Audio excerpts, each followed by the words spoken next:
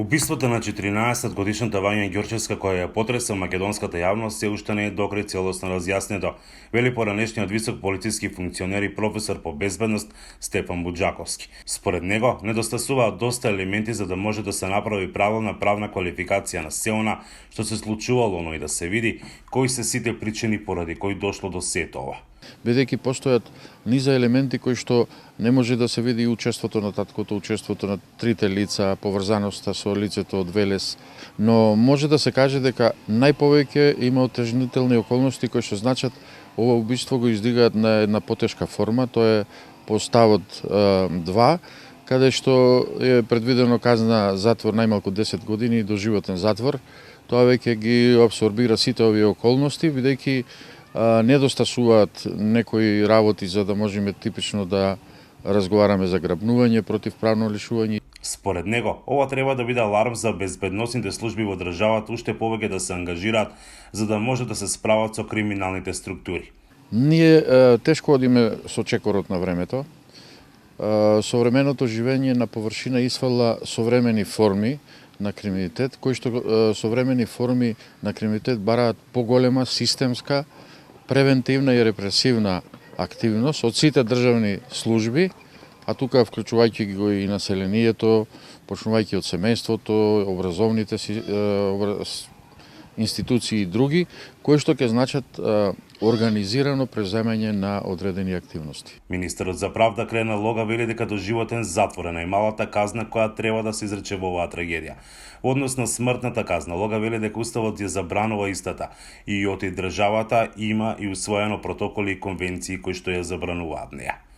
Јас сум меѓу тие граѓани во оваа држава кои мислат дека смртната казна би била спас за тие монструми и сум на таа страна тие да ја доживуваат до крајот на својот живот во нивната свест за тоа што имаат направено и секој ден да ја доживуваат се потешко за овој настан. Доживотната казна затвор е најмалата казна што треба да ја изречат нашите институции. Денес наутро пак во основното училиште Страшо Пинџур во општината Карбинци кај Штип имал обид за киднапирање на 2 лица. Информацијата за локалната телевизија Старија потврдила директорката на училиштето Наталија Костова, но и градоначалникот на Карбинци Виктор Паунов. Според МВР, во училишниот двор со патничко возило Гол дошло младо машко лице кое според пријавеното поканило ученичка да влезе во неговата кола за да одат на кафе. Но таа веднаш се вратила во училиштето и пријавила кај директорката. Се работи на расчистување на случајот. Имало таков обид, се обиделе оние грабнувачи да ги поведат децата во возилото кое што влегло до почетокот на училишниот двор. Безбедносните камери го имат фатено возилото, се работи на расчистување, односно на утврдување на регистарската таблица на самото возило. Професорот Буџаковски пак вели од земјава подитно треба да се приклучи на меѓународниот систем за рано предупредување на исчезнате лица, така наречениот алерт систем.